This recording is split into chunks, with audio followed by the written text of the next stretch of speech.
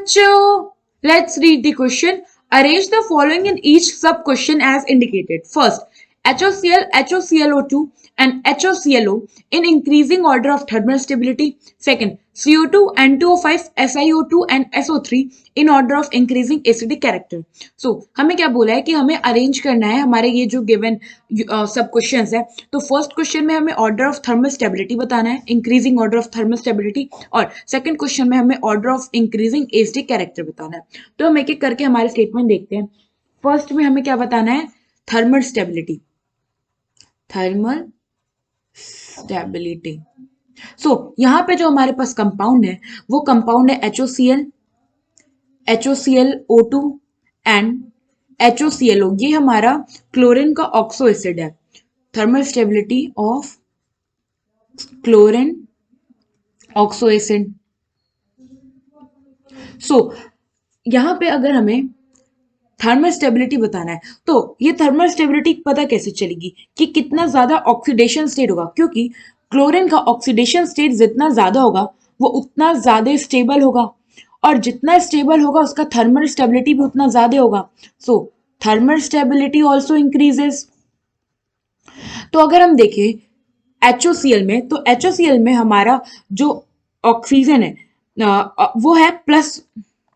HOCl में हमारा oxygen की अगर हम बात करें तो ये है हमारा +1, यहाँ पे सॉरी -1 ऑक्सीडेशन स्टेट.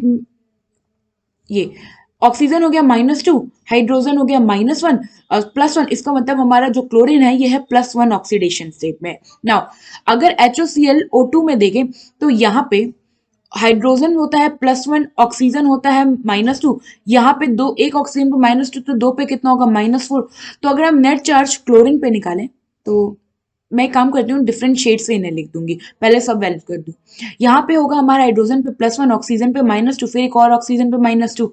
तो अगर हम नेट चार्ज देखेंगे तो इस वाले क्लोरीन पे हमारा नेट चार्ज होगा +1, इस वाले क्लोरीन पे हमारा नेट चार्ज होगा +3.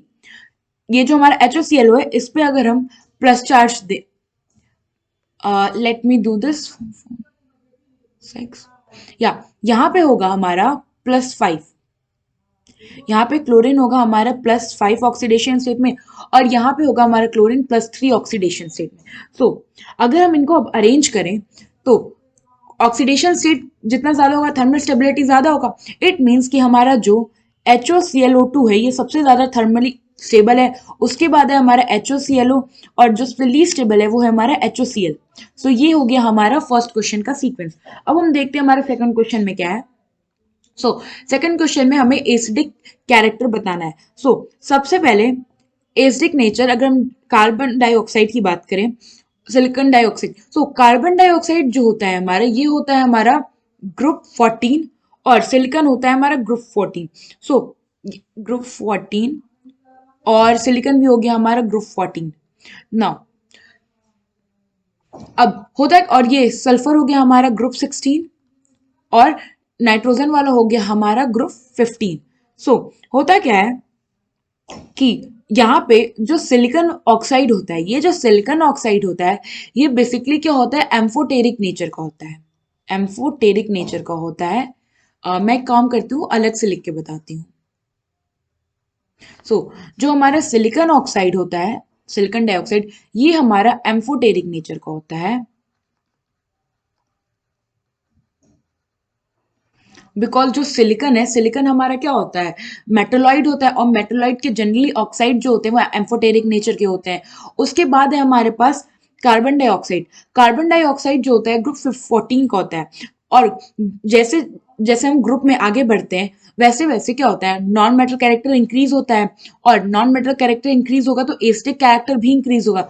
इसलिए हमारा CO2 जो होता है इसका मैं ऐसे कर दूं कि CO2 जो होगा इसका एसिडिक नेचर कम होगा, उससे ज्यादा किसका होगा? N2O5 का, क्योंकि बिलोंग करता है ग्रुप 15, और सबसे ज्यादा होगा यहाँ पे SO3 का, सल्फर ट्राईऑक्साइड का. सो अगर मैं इन्हें अरेंज करूं इनके एसिडिक कैरेक्टर से, तो जो यहाँ एसिडिक कैरेक्टर होगा, एसिडिक कैरेक्टर तो एस्टिक कैरेक्टर को सीक्वेंस ऐसा होगा कि SiO2 सबसे कम होगा, उसके बाद होगा CO2, उससे ज्यादा होगा N2O5 और सबसे ज्यादा होगा हमारा SO3।